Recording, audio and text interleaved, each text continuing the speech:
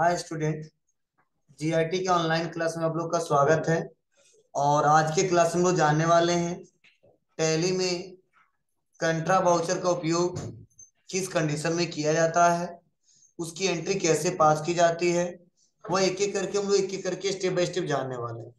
तो देखिए, यहाँ पे आपको बताया जा रहा है कि जो कंट्रा वाउचर का शॉर्टकट की है, क्या है? कंट्रा वाउचर का जो शॉर्टकट की है वह क्या है? F4 button. मतलब वाउचर में जाने के बाद जब हमको कंट्रा वाउचर में ट्रांजैक्शन करना है, उस ट्रांजैक्शन को रिकॉर्ड करना है, तो सबसे पहले क्या दबाएंगे? F4 बटन, या तो राइट साइड में ऑप्शन दिया उस पर क्लिक कर सकते हैं। वो आपकी मर्जी कैसे करना चाहते हो। फिर से बताया जा रहा है कि किसी बिजनेस के अंदर कैश और बैंक के बीच होने वाले इंटरनल ट्रांजैक्शन को रिकॉर्ड करने के लिए इस मतलब क्या है, रिकॉर्ड करने इस कंट्रा वाउचर का प्रयोग किया जाता है। यह अकाउंटिंग वाउचर है जिसका शॉर्टकट की F4 बटन होता है। और कंट्रा वाउचर में 4 प्रकार के ट्रांजैक्शन रिकॉर्ड किए जा सकते हैं। मतलब यहाँ पे पॉइंट समझना, बिजनेस के अंदर कैश और बैंक के बीच होने वाले इंटरनल ट्रांजैक्शन को रिकॉर्ड करने के लिए कंट्रा वाउचर का प्रयोग किया जाता है।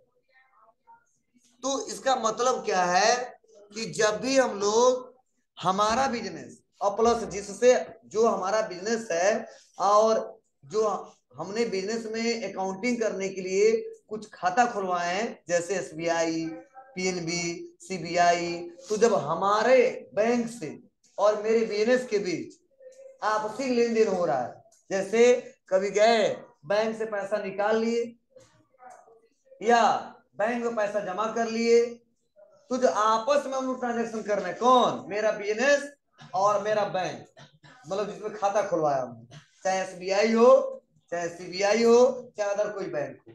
तो जब आपसी ट्रांजेक्शन करते हैं तो उस कंडीशन में सीबीआई नहीं पता है, हाँ, सेंट्रल बैंक ऑफ इंडिया, ठीक है। तो उस कंडीशन में हम लोग क्या करते हैं, कंट्रा वाउचर में रिकॉर्ड करते हैं।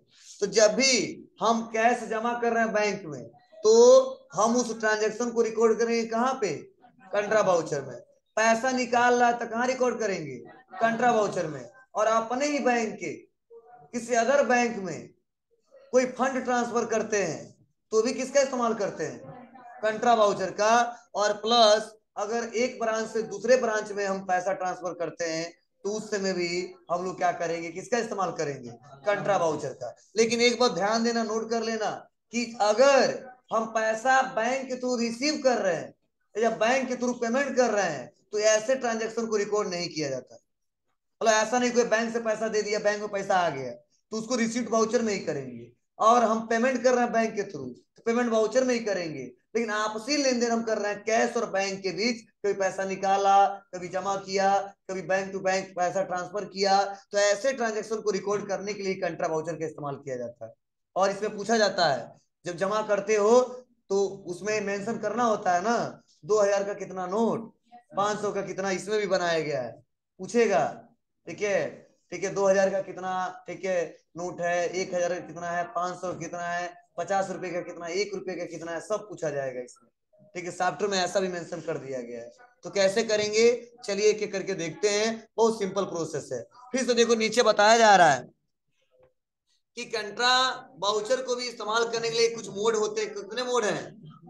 डबल एंट्री मोड और सिंगल। तो डबल कब किया जाता है? सिंगल मैंने बताया था आपको कि जब दो अकाउंट डेबिट एक ही अकाउंट क्रेडिट हो तो सिंगल, और जब मल्टीपल अकाउंट डेबिट और मल्टीपल अकाउंट क्रेडिट तो डबल, या सिंगल अकाउंट डेबिट और सिंगल अकाउंट क्रेडिट तो भी डबल। मतलब सिंगल में कब जाते हैं? जब एक ही अकाउंट क्रेडिट होता। ठीक है, तो चलिए नीचे आते हैं और यहाँ पे यही बताया जा रहा है, cash to bank, bank to cash, fund transfer और ऑन बैंक टू और अदर बैंक, कैश ट्रांसफर एक ब्रांच से दूसरे ब्रांच में। तो चलिए इसमें एक क्वेश्चन दिया है। क्या क्वेश्चन दिया है? एज ऑन 2 अप्रैल, ठीक है, डिपॉजिट कैश ऑफ ₹20,000, नहीं 2 lakh into SBI current account. मतलब 2 अप्रैल को हम 2 लाख रुपया जमा कर रहे हैं, किसमें? एसबीआई में। तो आप बताओ कितने अकाउंट बनेंगे? दो। कौन कौन सा? एक एसबीआई करेंट अकाउंट और दूसरा कैश अकाउंट। तो आप बताइए पाने वाला एसबीआई होगा कि अदर कुछ होगा? जी एसबीआई पाने वाला। तो पर्सनल का रूल क्या कहता है? पाने वाले को क्या करो? डेबिट। तो बैंक उस समय क्या होगा? डेबिट। आप बताइए एक कौन सा अकाउंट बनेगा? कैश। तो आप बताओ जब 2 लाख जमा करेंगे तो कैश आएगा कि जाएगा? और जाएगा तो क्या करेंगे? जो धन वस्तु व्यापार से आए उसे क्रेडिट करते किस रूल से? रियल के रूल से। पता है ना? तो इसी को सोल्यूशन क्या क्या अब जब बनाएंगे तो लिखेंगे, ठीक है, SBI current account debit to cash account. लेकिन इसको बाउचर में कैसे एंट्री करेंगे ये सीखने वाले हैं। इसके लिए आ जाते हैं टैली में। टैली में आने के बाद कंपनी अपना ओपन कर लेंगे। उसके बाद से आएंगे बाउचर में। और बाउचर में आने के बाद से हमें आना है कंट्रा बाउचर में। और पहले पूछा जा रहा क्रेडिट, तो हमको कैश को क्रेडिट करना है। कितना रुपया? 2 लाख। तो कितना पड़ा हुआ? 26,37,745। कितना जमा कर दे रहे बैंक में? जी इंटर। किसमें जमा कर रहे हैं? एसबीआई में। अब चलो कह रहा 2,000 कितना नोट है बताइए। अरे यार जो जमा करेगा नोट करके नहीं ले जाते हैं सब? नहीं है क्यों नहीं? जमा कैसे कर देंगे जब? हाँ क्या सॉफ्टवेयर का?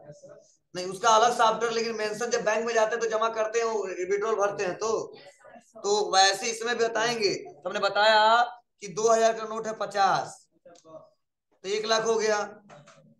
और उसके बाद से 500 का है 100, नहीं 200, तो 1 लाख हो गया। एक एक 2 लाख। ठीक है, 20 का हो, 50 का हो, 1 का हो, 2 का हो, तो बताइए, नहीं तो इंटर। अब कहोगे तो नहीं बताएंगे तब तो भी कोई बात नहीं, चल जाएगा सॉफ्टवेयर में, लेकिन वहां पे तो बताना पड़ेगा। क्लियर है? उसके बाद से क्या करेंगे हम लोग? इंटर और एक्सेप्ट। तो यहां पे कहा आएंगे? इसके बटन दबाएंगे और आएंगे डे बुक।